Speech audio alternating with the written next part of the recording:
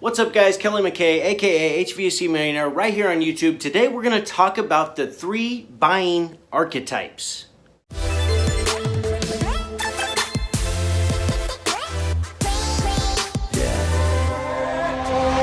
Real quick guys, if you need a new website, if you're ready to take your business to the next level and convert a lot more leads when people actually visit you online, visit markettoday.com. You know you need it anyways. Stop procrastinating. Enter your information. They'll reach out to you, have a conversation, see if it's right for you. Visit www.markettoday.com. That's MARKIT today.com. What's up guys? Today we are going to talk about the 3 buying archetypes that we deal with primarily in our HVAC businesses and plumbing businesses and electrical businesses. So the first buying archetype is buyers in need. Buyers in need. Now these could be several different people. It could be that you went out to run a service call and you found a dead compressor or a cracked heat exchanger. Hopefully you're going to be finding a lot of cracked heat exchangers since furnace season is rolling in, and we're going to start doing those preventative maintenances on all of those maintenance customers. So be sure you're pulling the blower on every single call and inspecting that heat exchanger either with a camera or your mirror and a flashlight. Don't leave it alone. Dig into it and you'll find more cracked heat exchangers than you've ever seen before. So it could be that you found a cracked heat exchanger, sure.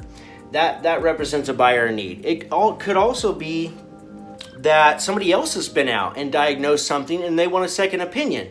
That's also a buyer in need. They definitely need something. They probably need it faster, sooner than later. A buyer in need doesn't always collect a whole bunch of estimates, but depending on the season, it is possible. If the weather is extremely mild and they've got a week of really nice weather once their system broke, of course they may get multiple opinions, multiple options from different contractors before making that decision. So once in a while, a buyer in need will take the time to get multiple bids. If the weather is extreme in any way, then that's going to create enough pain for them to want to make a decision quickly. So our job, if we're really good at what we do, is to help them get the decision out of the way so they can stop worrying about it and get on with their lives. Now the second type of buying archetype is sale seekers. Have you ever went to one of your longtime customers and you've been taking care of them for several years, and then one day you go back for one of your regular maintenance visits and all of a sudden they've got different equipment sitting there in their backyard or in their basement? Sooner or later that happens to all of us, and that's just because somebody did a better job at marketing to your customers than you did with a sale. At any given time, people who are sale seekers, they have good credit or they have the money. They know that their system's getting a little older. They are interested in maybe saving a little money on utilities, but they're also interested in a deal. And these people tend to be the people who plan ahead. The sales seekers probably own maintenance agreements. They probably see the value in that. They tend to be proactive versus reactive. So they're much more likely to make a buying decision before it's an emergency. Now the only problem with sales seekers is it's not a rush. So that could work against you, but if you do a really good job and providing a lot of value and showing exactly what you're gonna do, then you have a good chance of closing these at the table. At any given time, there's numerous amounts of people out there that are looking for a sale. Last but not least, we have number 3, which is our time wasters.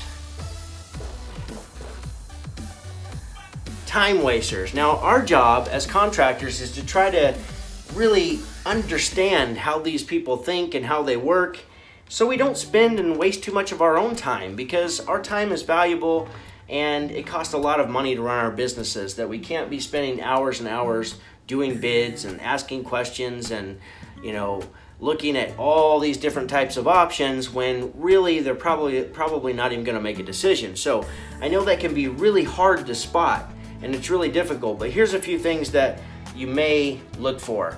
For one, they may or they may not have the money. So see, we don't really know. They always act interested, right? So once again, we don't really know if they're really in the market or not.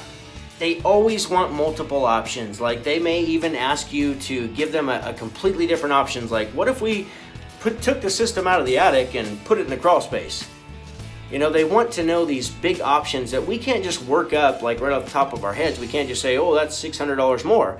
No, we've got to spend another 45 minutes refiguring or longer, refiguring what it's going to take to make that happen for them when they might not even be truly interested.